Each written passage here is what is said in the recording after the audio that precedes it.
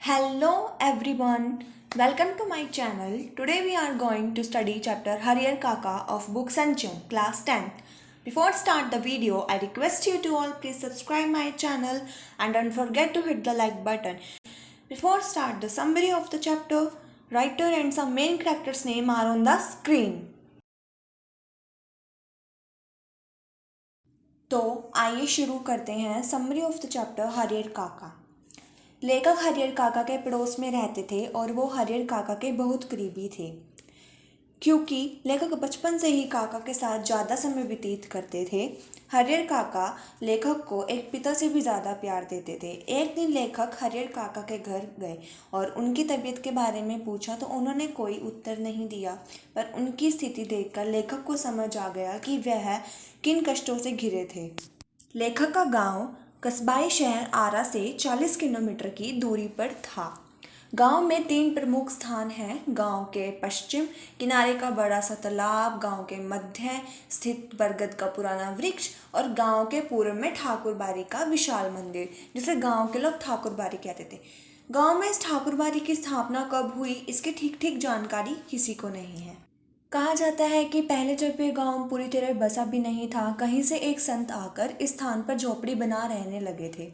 वह सुबह शाम यहाँ ठाकुरबाड़ी की पूजा करते थे, लोगों से मांग कर खा लेते थे और पूजा पाठ की भावना जागृत करते थे। इस गांव के लोग ठाकुरबाड़ी को इतना मानते थे कि ठाकुरबाड़ी के नाम अपने नाम के खेत भी करवा देते थे। ठाकुरबाड़ी के नाम पर 20 बीघे खेत थे।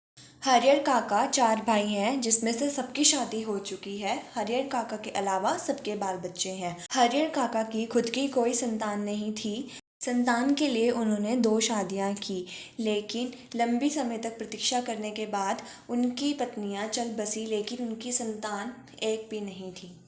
गांव के लोगों ने हरियर काका को तीसरी शादी करने की सलाह दी, लेकिन अपनी बढ़ती उम्र के कारण उन्होंने ऐसा करने से इनकार कर दिया। हरियर काका के परिवार के पास कुल 60 बीघे खेत है। हरियर काका के तीनों भाइयों ने अपनी पत्नियों को यह सीख दी थी कि हरियर की अच्छी तरह सेवा करें, परंतु उनकी पत्नियां उनके भाइयों के सामने हरियर काका की सेवा करने की दिखावा करती थी, परंतु उनके पीछे उनके साथ बहुत बुरा व्यवहार करती थी। एक दिन हरियर काका के घर मेहमान आए तो उनके लिए उनकी भाभीियों ने बहुत सारे पकवान बनाए, लेकिन हरियर काका को उस दिन भी उन्होंने रूखा सूखा भोजन दिया। उस दिन तो मानो विस्फोट ही हो गया और हरियर काका को इतना गुस्सा आया कि उन्होंने आंगन में अपनी थाली फेंक मारी। सारी पड़ोस के लोग हरियर काका के घर इकट्ठा हो गए। उस वक्त घर में ठाकुरबाड़ी के पुजारी जी भी आए हुए थे और उन्होंने मौके का फ़ायदा उठाकर हरियर काका के कान भरने चाहे और उनसे कहा कि तुम अपने हिस्से के 15 बीघे ठाकुरबाड़ी के नाम कर दो। परंतु हरियर काका उनसे सहमत नहीं थे। वो अपने परिवार के साथ विश्वासघात नहीं कर सकते थे। फिर ठाकुरबाड़ी के पुजारी ने अपने सेवकों को हरियर काका के लिए ठाकुरबाड़ी में एक साफ सुथरा कमरा देने को कहा और फिर उन्होंने उन्हें आग्रह किया कि वहाँ पर आकर रहें। रात में हरियर काका को भोग लगाने के लिए जो मिष्ठान और व्यंजन मिले, वैसे उन्होंने कभी नहीं खाए थे। इधर तीनों भाई रात भर सो नहीं रहे थे। उन्हें चिंता थी कि अगर महंत जी हरियर काका को मना ले कि 15 बीघे खेत ठाकुरबाड़ी के नाम करने के लिए, तो उनका क्या होगा। और दूसरी तरफ लोगों को भी बोलने का मौका मिल गया था। हर तरफ हरियर काका और उनके परिवार की चर्चा हो रही थी। अंत में बहुत सोच विचार के बाद हरियर काका जी ने फैसला किया कि अभी अपनी संपत्ति किसी को भी देनी उचित नहीं है। वो मरने के बाद अपनी संपत्ति को अपने भाइयों के नाम ही कर जाएंगे। पर बीतते समय के अनुसार महंत जी की चिंताएं बढ़ती जा रही थी और महंत जी लड़ाकू और दबंग प्रकृति के आदमी हैं। आधी रात में पुजारी जी और उनके साथ कुछ उनके सेवक हरियर काका के घर कुछ हथियार लेकर पहुँचे और हरियर काका का अपहरण कर लिया। हरियर काका के भाई लोगों के साथ उन्हें ढूंढने निकले और उन्हें पूर्ण विश्वास था कि यह काम ठाकुरबाड़ी के पुजारी का था, लेकिन वो वहाँ गए तो उन्हें वहाँ पे सारी जगह सन्नाटा मिला। तो कुछ समय बाद ठाकुरबाड़ी के अंदर से बातचीत की आवाज़ आने लगी और तब उनके भाइयों को निश्चित हो गया कि यह काम पुजारी का ही है।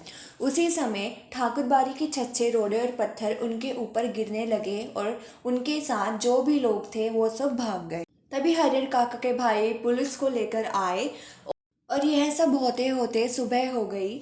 सुबह जब ठाकुर बाड़ी का दरवाज़ा खुला तो एक बहुत ही ज़्यादा बुजुर्ग आदमी अंदर से निकला। जब पुलिस ने उनसे छानबीन करने की कोशिश की तो उन्होंने उन्हें साफ जवाब दे दिया और उनसे कहा कि उन्हें कुछ नहीं पता है। लेकिन कुछ समय बाद कहीं से दरवाज़ा पीटने की आवाज़ आई और जब पुलिस ने वो दरवाज़ा खोला तो सब हैरान हो गए। वहाँ पर हरिहर काका ऐसी स्थिति में बंधे हुए थे कि कोई नहीं देख पा रहा था। हरिहर काका के हाथ और पांव तो बांध ही दिए गए थे, उनके मुंह में कपड़ा ठूंसकर बांध दिया गया था। जब काका को बंधन मुक्त किया गया तब उन्होंने सब कुछ उगला और कहा कि ये सब लोग पुजारी नहीं हैं, ये तो मात्र एक गुंडे हैं। अब हरिहर काका फिर से अपने भाइयों के साथ रहने लगे थे। अब की बार तो उनकी पत्नियां भी उनकी खूब सेवा कर रही थी, क्योंकि उन सबको डर था कहीं उनके 15 बीघे किसी और को ना मिल जाए। इधर ठाकुर बाड़ी का दृश्य भी बदल गया था। हर तरफ खौफ का माहौल था पुजारी के कारण। अब हरिहर काका भी एक सीधे साधे ना होकर एक चतुर और ज्ञानी हो चुके थे। एक रात उनके भाइयों ने भी वही रूप धारण कर लिया जो उस दिन पुजारी ने किया था। उन्होंने भी हरिहर काका से जबरन अंगूठे के निशान ले लिए और उन्हें बहुत मारा पीटा। हरिहर काका की चिल्लाने की आवाज़ सुनते ही उनके पड़ोसी सभी वहाँ पर इकट्ठा हो गए थे और उन्होंने पुलिस तक बुला ली थी। जब पुलिस ने हरिहर काका का बयान लिया तो उन्होंने साफ कह दिया कि उनके भाइयों ने उन्हें बहुत मारा है, जबरदस्ती उनकी जायदाद पर अंगूठे के निशान भी ले लिए हैं। इन सब घटना के बाद हरिहर काका अपने परिवार से एकदम अलग रहने लगे।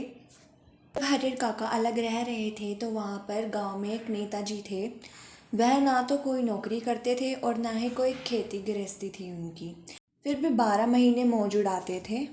जब उनका ध्यान हरिहर काका की ओर जाता है तो वो उनके घर जाते हैं और उनसे कहते हैं कि वो अपनी ज़मीन मेरे नाम पर लिख दें, पर उन्होंने उन्हें भी साफ इनकार कर दिया। ठाकुर बाड़ी के साधु संत और काका के भाइयों ने कब क्या कहा, यह खबर बिजली की तरह सारे गांव में गूंज उठी थी और हर जगह हरिहर काका की ही चर्चा चल रही थी। जितनी मुंह उतनी बातें। दिन प्रतिदिन आतंक का माहौल गहराता जा रहा था। सबके मन में यह बात थी कि हरिहर कोई अमृत पीकर तो आए नहीं है जो वो हमेशा अमर रहेंगे, किसी न किसी के नाम तो ज़मीन होनी ही है। परंतु हरिहर काका बिल्कुल मौन हो चुके थे। जैसे तैसे वो अकेले अपने दिन काट रहे थे। एक नौकर रख लिया था, वही उनके लिए खाना बनाता और खिलाता था। पुलिस के जवान भी हरिहर काका के खर्चे पर खूब मौज मस्ती कर रहे थे। ये समरी यहीं पर ही समाप्त होती है। Thank you so much for watching my channel and please don't forget to subscribe and like it.